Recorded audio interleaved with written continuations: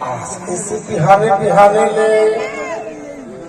लुगरल मोड़ मोड़ में पटकत है भाई। आज तो घर के गोसाई नाराज है कैसे ए जी नाराज है ए जी आज अब समझ ये बिहाने बिहाने ने कैसे मोड़ मोड़ में लुगरा में पटका था भाई। नहीं जाना था इसका बता भी तो जान है बताओ ना कि तो बतावे मो तले सुन सुना ए देना हाँ तो घर में मोर बाबा ना के साल हो गए मोर जोड़ी 25 साल हो गए होगी वो। हाँ और दो झन लड़का घर टपक टपक आगे बाद में हम करे लायक हो गए तो भोले अंडी लुगाला चिरहाला मसीसिल के उम्र बहाग पहिते रहता ये लुगरा बना रहे झसमो नहीं तो का चीज पर कोई जो गलत बता काबर नाराज होकर डाली एकदम मोर पाली ऐसे तो ऐसे बोला अरे तो चिंता झलके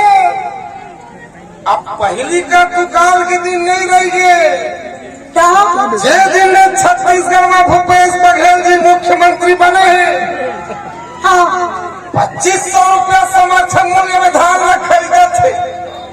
बहुत बढ़िया जब पूरा माफ कर दी बहुत अच्छा अरे तारीख तो 3000 में खरीदिए कहते और बहुत बढ़िया के बात है इकर पीछे 20 कुंटल खरीदिए कहते और सुहागा में सोना नहीं मंडी में पूरा धान लग बेच रहे दे पैसा लाया इसलिए बहाना कर अब 25 तारीख के तो बोनस खलो आगे तका ये है वही नहीं ये तारीख चोर बने गाने में बताओ कोसा के साड़ी पहिरा हो तो अच्छा चांदी के साड़ी पहिरा हो तो सोने के कंगना पहिरा हो तो मांगी के नीला ले जाओ तो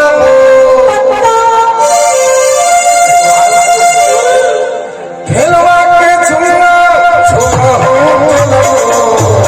कोसा के साड़ी पहिरा हो तो चांदी के साड़ी पहिरा हो